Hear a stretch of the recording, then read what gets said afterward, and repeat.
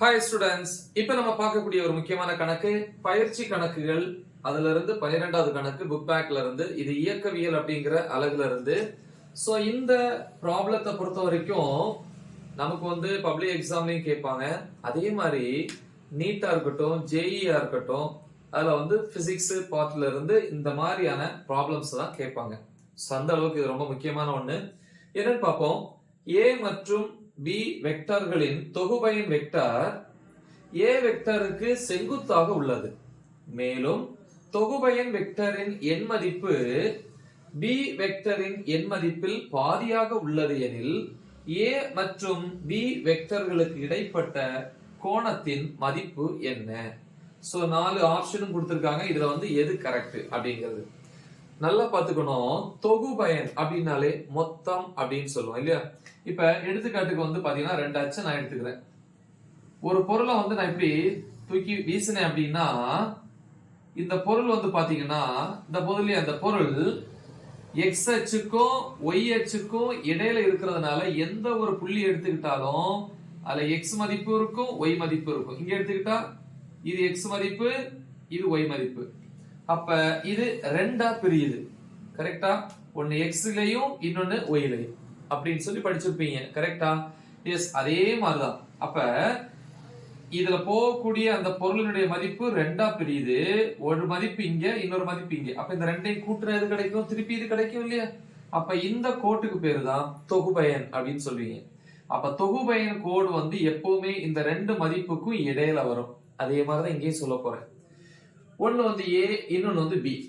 ஒரு ஏ வெக்டார், இன்னொன்னு B vector. இந்த ரெண்டினுடைய தொகுபயன் வெக்டார் இங்கிலீஷ்ல ரிசல்டன்ட் சொல்லுவாங்க. இப்ப எக்ஸாம்பிளுக்கு இது ஏ வெக்டார், இது பி வெக்டார். இந்த ரெண்டுக்கும் தொகுபயன் மொத்தம் ரெண்டையும் சேர்த்தா அதுதான் இந்த லைன். இந்த ரெண்டுக்கும் நடுவுல போகும், அதான் தொகுபயன். இங்கிலீஷ்ல ரிசல்டன்ட் சொல்லுவாங்க. அதனால ஆர். அப்ப இந்த ரெண்டையும் சேர்த்தா தானே இது கிடைக்கும். இதே மெத்தட ஃபாலோ பண்ண போறோம். மைண்ட்ல வச்சுக்கோங்க. ரெண்டு வெக்டார்னுடைய தொகுபயன் அப்படிங்கிறது ரெண்டு வெக்டாருக்கும் இடையில இருக்கும். ஓகேவா? சரி, இப்ப நான் இதை ரப் பண்ணிக்கிறேன். இப்ப நம்ம இந்த எக்ஸ்பிளனேஷனுக்கு வருவோம். ஃபர்ஸ்ட் டயக்ராம் போட்டா ஈஸியா இருக்கும். ஏ மற்றும் பி வெக்டார்கள், அப்ப ரெண்டு வெக்டார் கொடுத்திருக்காங்க. இந்த ரெண்டு வெக்டார்களுடைய தொகுபயன் வெக்டார். தொகுபயன் அப்படின்னா இங்கிலீஷ்ல ரிசல்டன்ட், அதனால ஆர் வெக்டார் அப்படின்னு போட்டுக்கலாம். தொகுபயன் வெக்டார் ஏ வெக்டாருக்கு செங்குத்தாக உள்ளது. எந்த வெக்டாருக்கு செங்குத்தாக இருக்கா? ஏ வெக்டார். அப்ப நான் வரைகிறேன். சோ இது ஒரு வெக்டார். இத நான் ஏ வெக்டார் அப்படின்னு எடுத்துக்கிறேன். இந்த ஏ வெக்டருக்கு செங்குத்தாக உள்ளது. எது செங்குத்தா இருக்கு? ஏ மற்றும் பி வெக்டாருடைய தொகுபயன். தொகுபயன் அப்படின்னா இந்த மாதிரி வரையணும். இதுதான் ஆர் ரிசல்டன்ட் தொகுபயன். ஏன்னா கொடுத்திருக்காங்க பாருங்க, ஏ வெக்டார் மற்றும் பி வெக்டாருடைய தொகுபயன் வெக்டார் ரிசல்டன்ட் ஏ வெக்டாருக்கு செங்குத்தாக உள்ளது அப்படின்னு நீங்க சொல்லியிருக்காங்க. மேலும் தொகுபயன் வெக்டரின் எண் மதிப்பு பி வெக்டரின் எண் மதிப்பில் பாதியாக உள்ளது. அப்ப பி வெக்டர் எங்க வரும்? இது ஏ வெக்டரா? அப்ப இது தொகுபயன் வெக்டர். அப்ப பி வெக்டர் எங்க வரும்? தொகுபயனுக்கு இந்த பக்கம் தான் வரும். ஏன்னா சொல்லியிருக்கேன், ரெண்டு வெக்டாருக்கும் இடையில வரையக்கூடிய அந்த லைனுக்கு பேரு தான் தொகுபயன் வெக்டர். அப்ப கண்டிப்பா இந்த பக்கம் வரும். நான் இப்ப இப்படி வரைஞ்சா நீங்க என்ன கேட்பீங்க?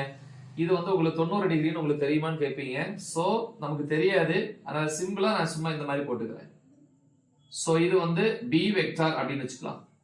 ஓகேவா? சோ இது ஏ வெக்டார், இது பி வெக்டார். இந்த ரெண்டுக்குள்ள தொகுபயன் அது நடுவில் இடையில இருக்கு. ஆனா தொகுபயன் வெக்டார் இங்க சொல்லியிருக்காங்க. தொகுபயன் வெக்டார் ஏ வெக்டாருக்கு செங்குத்தா இருக்கு. கரெக்டா?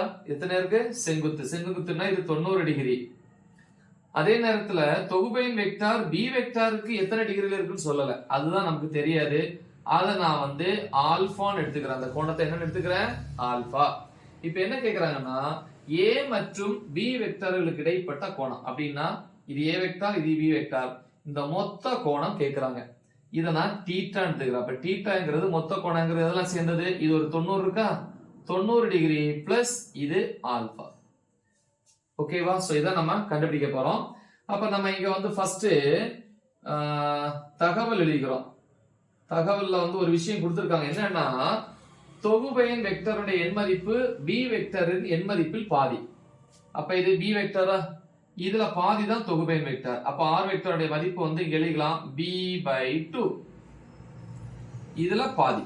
ஓகேவா? அப்ப இங்க எழுதலாம் தொகுபெயர் வெக்டருடைய எண் மதிப்பு r is equal to b/2. எண் மதிப்பு சொல்லும்போது வெக்டார் சிம்பல் போடக்கூடாது. சரி, இப்போ நான் என்ன பண்ண போறேன், ஆல்பா கண்டுபிடிக்கணும். ஏன்னா 90 டிகிரி நமக்கு தெரியும். இந்த ஆல்பா கண்டுபிடிச்சாதான் இந்த a வெக்டாருக்கும் b வெக்டாருக்கு இடையில மொத்த கோணத்தை கண்டுபிடிக்க முடியும். அப்போ என்ன பண்றேன் அப்படின்னா, இங்க இருந்து ஒரு செங்குத்து கோடு வரையறேன் b வெக்டாருக்கு. இதை கொஞ்சம் நீளமா எடுத்துக்கலாமா? சோ இது b வெக்டார் இல்லையா? சோ r வெக்டார்ல இருந்து, அதாவது தொகுபெயர் வெக்டார்ல இருந்து b வெக்டாருக்கு ஒரு செங்குத்து கோடு வரைஞ்சிட்டேன். இப்ப நமக்கு ஒரு முக்கோணம் கிடைச்சிருக்கு. இந்த முக்கோணத்துல இருந்து நம்ம படிச்சிருப்போம், முக்கோணம் இருந்துச்சுனாலே அதுல வந்து sin θ கண்டுபிடிக்கலாம், cos θ கண்டுபிடிக்கலாம், tan θ கண்டுபிடிக்கலாம். ஆனா θ போல நம்ம ஆல்பா போட்டிருக்கோம். இப்ப sin alpha, cos alpha, tan alpha நமக்கு எது தேவையோ அது கண்டுபிடிக்கணும். இப்ப sin ஆல்பா கண்டுபிடிச்சா sin ஆல்பாக்கு என்ன ஃபார்முலா? எதிர்பக்கம் பை கர்ணம். கர்ணம் வந்து b, ஆனா எதிர்பக்கம் நமக்கு தெரியாது. tan ஆல்பா கண்டுபிடிச்சா அங்கேயும் வந்து பாத்தீங்கன்னா என்ன கொடுத்திருப்பாங்க அப்படின்னா எதிர்பக்கம் பை அடுத்துள்ள பக்கம். அடுத்துள்ள பக்கம் தெரியும், எதிர்பக்கம் தெரியாது. அதனால சைனும் டேனும் யூஸ் பண்ணி பிரயோஜனம் இல்லை. அப்ப என்ன யூஸ் பண்ணணும்? காஸ் ஆல்பா சமம் அடுத்துள்ள பக்கம் பை கர்ணம். இதை கண்டுபிடிக்க போறேன். சோ அப்ப இங்க எழுதலாம், நம்ம கண்டுபிடிக்க வேண்டியது கோணம் தீட்டா இல்லையா? மொத்த கோணம் தீட்டா கண்டுபிடிக்கணும். தீர்வுல வந்து ஃபர்ஸ்ட் தீட்டா கண்டுபிடிக்கணும்னா ஆல்பா தெரிஞ்சாதான் தீட்டா தெரியும். அப்ப ஆல்பா கண்டுபிடிக்க தான் இது இல்லையா? அப்ப முக்கோணத்துக்கு பேர் கொடுத்துடலாமா? இது பி, இங்க ஆறு, இங்க வேணா ஓன்னு கொடுத்துக்கலாம். அப்ப முக்கோணம் BOR இல் இருந்து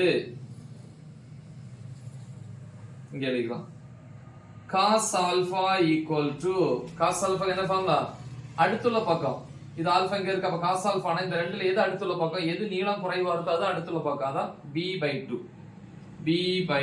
ஏன்னா அடுத்துள்ள பக்கத்தினுடைய எண் மதிப்பு b வெக்டார்ல வந்து பாதி நீங்க சொல்லியிருக்காங்க. அடுத்துள்ள பக்கம் தான் தொகுபெயர் வெக்டார். அப்ப இது b/2 பை கர்ணம். கர்ணம் என்கிறது என்னது? இது லெந்தியா இருக்கிறது. இதுக்கு பேர் என்ன? b. வெக்டார் போடக்கூடாதுன்னா எண் மதிப்புல தான் சொல்லணும். இப்ப இதுல அந்த b கேன்சல் ஆச்சுன்னா 1/2 வரும். அப்ப இந்த ஆல்பா ஈக்குவல் டு காஸ் அந்த பக்கம் போச்சுன்னா காஸ் இன்வர்ஸ் 1/2 காசுக்கு வந்து எந்த டிகிரிக்கு 1/2 வரும்? காஸ் படிச்சிருப்பீங்க 60 டிகிரி. அப்ப 60 டிகிரி இல்லையா? காஸ் 60 டிகிரி மதிப்பு தான் இது 1/2. அப்ப அது உங்களுக்கு தெரியும் இல்லையா? 60 டிகிரி நீங்க படிச்சிருப்பீங்க. இப்ப therefore theta is equal to எழுதும்போது எழுதணும் எதுக்கு எதுக்கு இடைப்பட்ட கோணம்? a மற்றும் b வெக்டார். therefore a மற்றும் b வெக்டர்களுக்கு இடைப்பட்ட கோணம் θ equal to பாத்தீங்களா? a வெக்டாருக்கும் b வெக்டாருக்கு இடைப்பட்ட மொத்த கோணம் θ equal to ஒரு 90 ஒரு ஆல்பா 90 பிளஸ் ஆல்பா. இதான் ஃபார்முலா. இப்ப வந்து θ is equal to 90 degree plus alpha கண்டுபிடிச்சு வச்சிருக்கேன் 60 டிகிரி ஈக்குவல் டு 150 டிகிரி. அப்ப இதுதான் வந்து கரெக்டான ஆன்சர். இந்த மாதிரி ஈஸியா ஒரு டயக்ராம் போட்டீங்க அப்படின்னா நம்ம வந்து தெளிவா வந்து என்ன பண்ணிக்கலாம், இதை வந்து கம்ப்ளீட் பண்ணிக்கலாம். ஸோ மறக்காம இதை உங்க ஃப்ரெண்ட்ஸுக்கு ஷேர் பண்ணுங்க. All the best. தேங்க்யூ.